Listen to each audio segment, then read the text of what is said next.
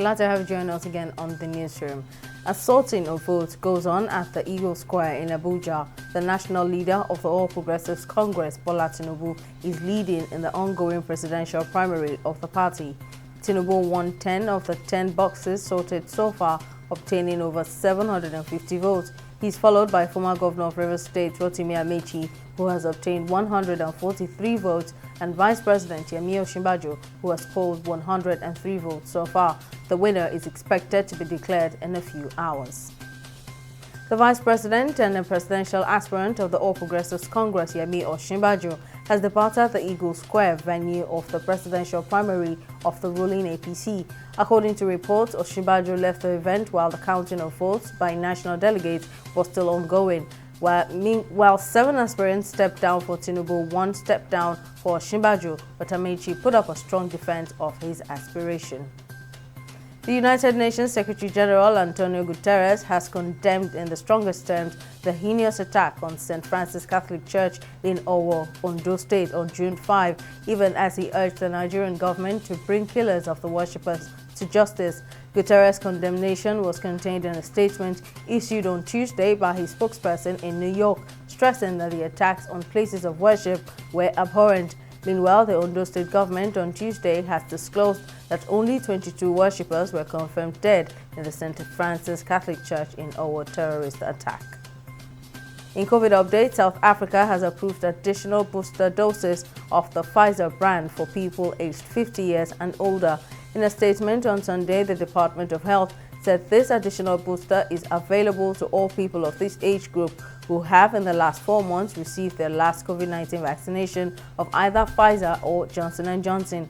The department added that the move is part of efforts by the government to increase vaccine uptake to achieve population immunity while protecting the most vulnerable groups, especially those living with comorbidities such as diabetes and hypertension. The World Bank and the International Monetary Fund (IMF) has disclosed prospects in the removal of trade barriers and incentives for higher production as the risk of stagflation spreads across the global community. This comes as the World Bank raises Nigeria's 2022 economic growth prospect to 3.4%, which is 0.9 percentage points higher than 2.5% contained in its January global economic prospect. The growth is expected to slow down to 3.2% next year through 2024, which is also higher than its earlier position by 40 basis points.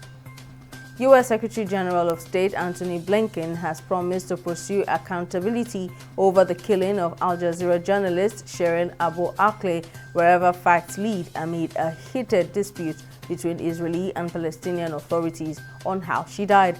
Dozens of lawmakers from Blinken's Democratic Party have called on the FBI to lead an investigation to seek an impartial finding into her death. The U.S. State Department, however, has said that it will trust Israel to conduct a probe. The well-known veteran journalist, a Palestinian-American, was killed on May 11 as she was covering an Israeli army raid in the Jenin camp in the north of the occupied West Bank. Former chiefs of world and European football, Sepp Blatter and Michel Platini, are set to face trial on Wednesday over a suspected fraudulent payment for which each could face up to 5 years in jail if found guilty.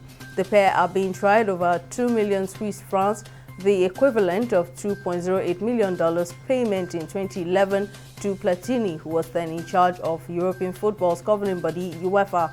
The trial will conclude on June 2022, with the 3 judges expected to deliver their verdict on July 8. That is on the newsroom at this time. Join us again for more updates. Many thanks for watching. I'm Sinisola Adikon.